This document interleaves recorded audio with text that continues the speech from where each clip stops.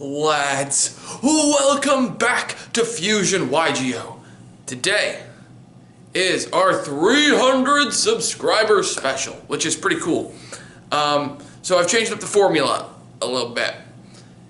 Because of the production time it takes to make and record these videos, the How to Yu-Gi-Oh series will be done strictly as a subscriber special from here on out, because it does take a long time to script it out, to do all of the necessary tidbits that go into it, all the editing.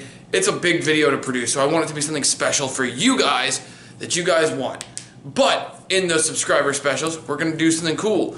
Every once in a while, we're going to throw in a giveaway. And today is one of those such times. Do you have a field center? Well, today, if you like and comment and are subscribed to the channel, so you like this video, you comment down below, and you are subscribed, you can win this beautiful, prismatic, rare, good fun, have luck field center. There are only 3 of these in the world, period. We're not making any more. One is for me, one is for another person that helps me out on my team and is actually helps me out in the game store. So he got one. And now there's one to be given out to one of you, the lucky viewers. They can pick up a prismatic, secret rare, good fun, have luck field center. But if you want to pick one up and you don't end up winning this giveaway because it's logistics, we have 5 regular secret rare, boom, good fun, have luck field centers available for sale. All you have to do is go over to my Twitter and send me a message and we'll get your information. I can only do shipping to the United States for these. For the giveaway, wherever you are, I'll get it to you. It's a giveaway. But for the ones to be purchased, these can only be purchased in the United States, Canada, Mexico, like the continental, North America, essentially. That's it for that. So the giveaway, make sure you like, you comment, you subscribe. Let's hit up that 400 and make me work harder and make another one of these How to Yu-Gi-Oh videos. But today we're going to jump right in, shall we?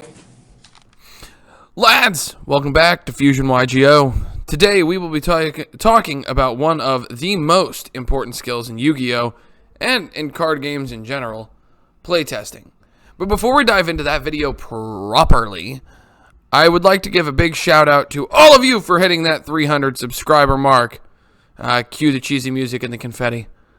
Thank you very much for the 300 subscribers. We'll be doing more thanking at the end. But playtesting it's considered a skill because it helps you develop other skills when it's done properly.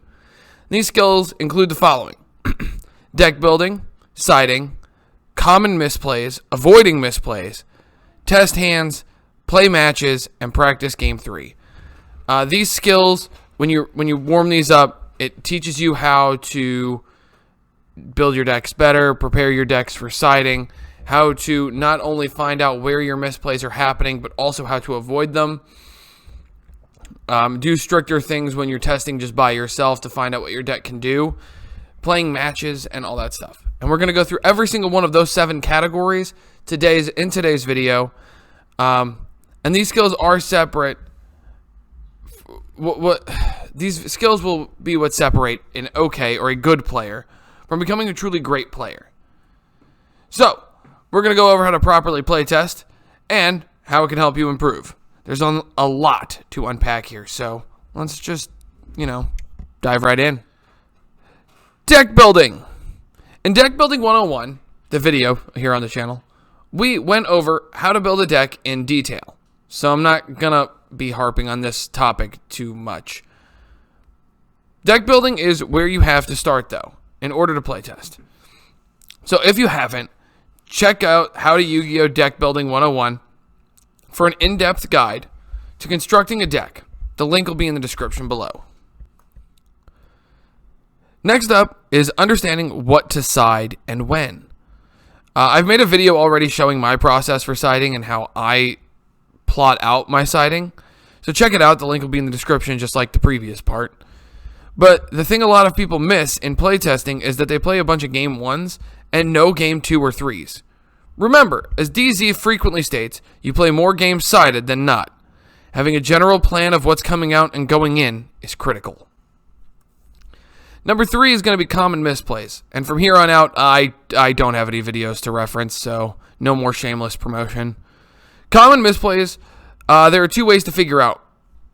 First, figure out what your end goal is and what you're trying to establish. If you're playing a combo deck, what's your end board? If you're a control deck, what are the resources you need versus what are the resources you don't? And then second, play through test hands, trying to get your desired result. This is a great tool for learning the deck too. But it's best to either write down or record your plays so you can see where you've made mistakes. This helps you in identifying shortcomings in your game and helps you propel your game forward. Next up is going to be avoiding misplays. Now that you're aware of the mistakes and you've taken the time to assess your faults, it's time to practice hands using the knowledge you've gained from playtesting so far. Record these and write these down as well. Sometimes you'll find new or more efficient lines of play, and it helps you catch any new mistakes that you may have made going back over previous iterations. Next up is going to be test hands, but doing it harsher. So, now that we've figured out how to play and what we're playing, our next job is to play test through interruptions. Play out your test hand with 1 card less in hand, or play as though you have just been hit with a detrimental hand trap. Doing this will help you play through interruptions much more effectively because you're preparing yourself for it before you ever sit down to play a match. Next, in our wonderful discussion, play matches. The next thing to do is to play matches against people with a variety of different strategies. You want to be able to get practice against as much as possible. Make sure these matches are actually matches, siding and all. Playing with people that know your deck also helps, as they may see lines of play that you missed and they'll be able to directly support you. Some of the playtesting that I personally do actually goes and is involved with open hand strategies.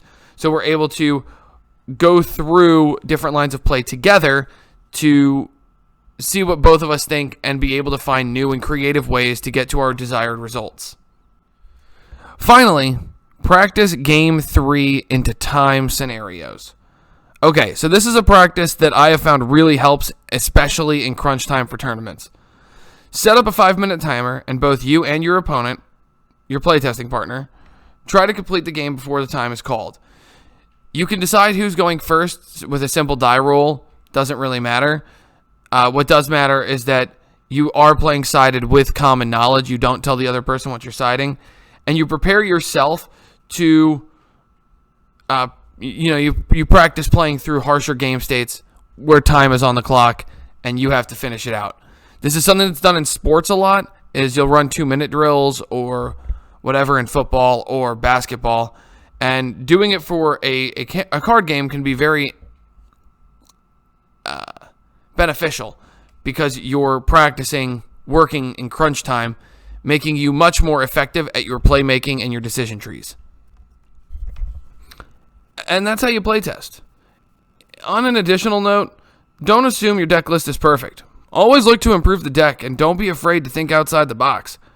Playtesting is there to help you find your weaknesses, strengths, and so on. It's important to be self-aware and willing to make adjustments. I do it all the time. Every deck profile that you see on my channel, I've probably made adjustments hours after it goes live because I noticed something new. So always be willing to improve and always be willing to listen to people that either know better or maybe just have a different opinion, because every once in a while you'll be sparked with inspiration. And that, ladies and gentlemen, is How To Yugioh. Okay, so here are the thank yous. For the 300 subscriber special, I really needed to shout these individuals out. Alright, so first up, I have to thank and do a special shout out to Blazing Talon Games and Dwarfman Gaming. These two guys have been they are two of my best friends, actually. They've done a lot to help my channel grow, as far as shouting me out in their tweets and just being all around fun, solid guys. We have done a Pokemon three-way versus that's over on the Giant Dwarf Gaming. That's where my Pokemon content is. These two guys, like, this is how close we are. We are doing really big, weird, crazy projects over there. We have some ideas in the works, but it's hard to just match up schedules because we all have to do, you know, work. But these are two amazing guys. I really highly recommend checking them out if you haven't. And also checking out the Giant Dwarf Gaming channel if you like Pokemon content, because it's a lot of fun. So to Dwarf and to Pat, thank you guys. You guys are awesome.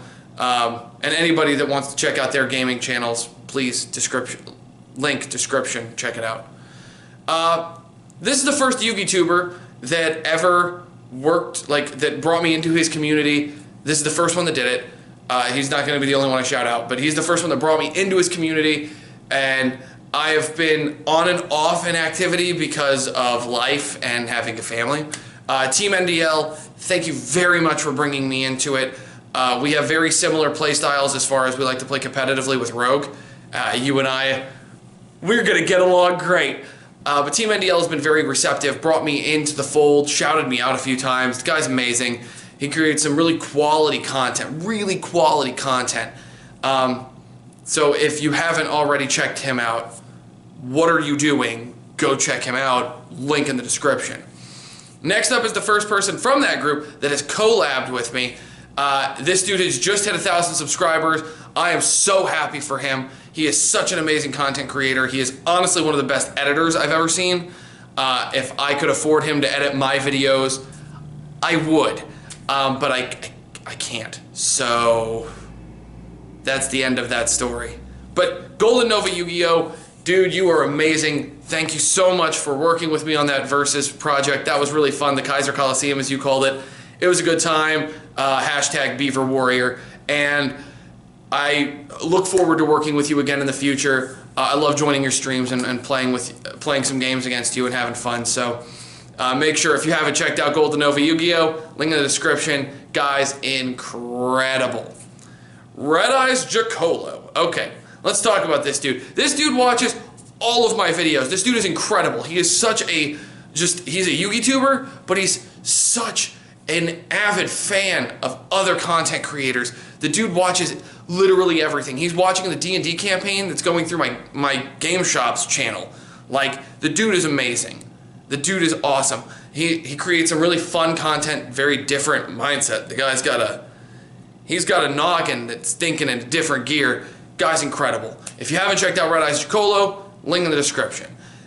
And of course, last but not least, well, not last, but definitely not least either, Casual Kiwi, thank you for bringing me into your community. Everything I said about Team NDL, I'm saying about Casual Kiwi. The guy's awesome. Very nice guy. He actually, like, I don't even have to post my videos in his thing anymore. It's just set up for me.